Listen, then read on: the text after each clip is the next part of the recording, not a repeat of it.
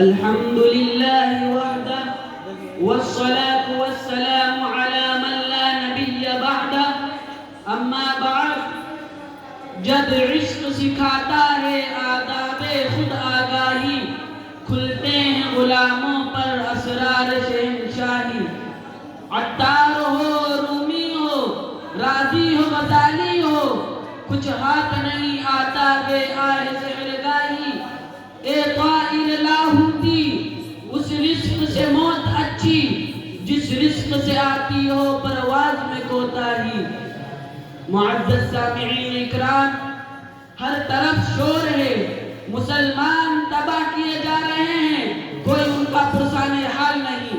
جس کو دیکھو وہ مسلمانوں کو مٹانے کے در پہ ہے، جس طرف نظر ڈالو مسلمانوں کو کمزور کرنے کی سازشیں ہو رہی ہیں.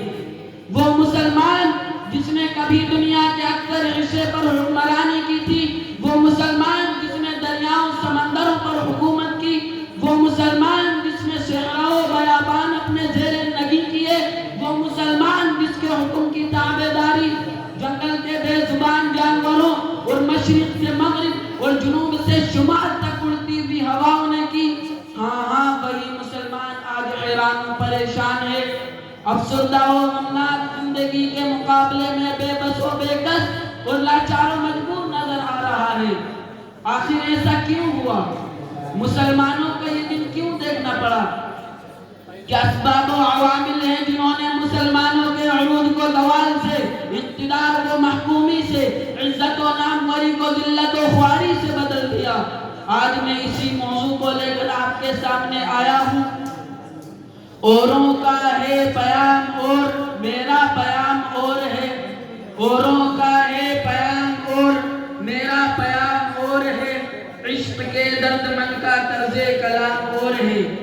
معزز سامعین اکرام، آج ہم کو اپنے اندر تبدیلی پیدا کرنے کی ضرورت ہے، اپنے آپ کو بدلنے کی ضرورت ہے. اتنا بدلنے کی ضرورت ہے کہ ہمارے ساتھ ہمارا ماحول بدل جائے، ہمارے حالات بدل جائے، ایک نئی دنیا ہو، نئی فضا ہو، نئی آب و ہوا ہو. اللہ تعالیٰ قرآن میں فرماتا ہے ان اللہ لا یغیر ما بقوم حتی یغیروا ما بانفسهم. خدا نے آج تک اس قوم کی حالت نہیں بدلی، نہ ہو جس کو خیال آپ اپنی حالت کے بدلنے کا. آج مسلمانوں کو اپنی صفوں میں اتحاد پیدا کرنے کی ضرورت ہے، اختلافات کو مٹانے اور آپسی بھید بھاؤ کو ختم کرنے کی ضرورت ہے، اور ایک دوسرے کے دکھ درد میں شریک ہونے اور ایک دوسرے کے ساتھ سچی ہمدردی اور بہی خواہی کی ضرورت ہے.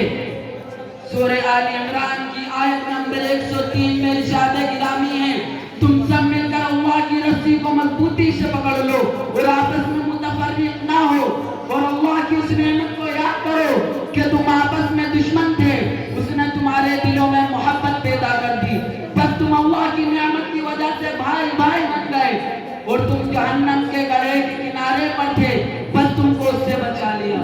اللہ تعالیٰ ایسے ہی تمہارے لیے اپنی نشانیوں کو بیان کرتا ہے تاکہ تم ہدایت پا جاؤ. عرب کے جس ماحول میں حضور صلی اللہ علیہ وسلم تشریف لائے تھے، اس میں بھی اختلافات تھے، لوگ ایک دوسرے کے جانی دشمن تھے، خون کے پیاسے تھے، معمولی باتوں پر خون کی ندیاں بہہ جاتی تھی. خاندانی و گروہی اختلافات مدت العمر چلتے رہتے تھے، قبیلے کا، خاندان کا دشمن تھا. اس شعر کے ساتھ میں اپنی بات ختم کرنا چاہتا ہوں. منفعت ایک ہے اس قوم کا نقصان بھی ایک ہی سب کا نبی، دین بھی ایمان بھی ایک، حرم پاک بھی اللہ بھی قرآن بھی ایک. کچھ بڑی بات بھی ہوتے تو مسلمان بھی ایک، فرقہ بندی ہے کہیں اور کہیں جاتے ہیں، کیا زمانے میں پنپنے کی یہی باتیں ہیں. وآخر دعوانا ان الحمدللہ رب العالمین.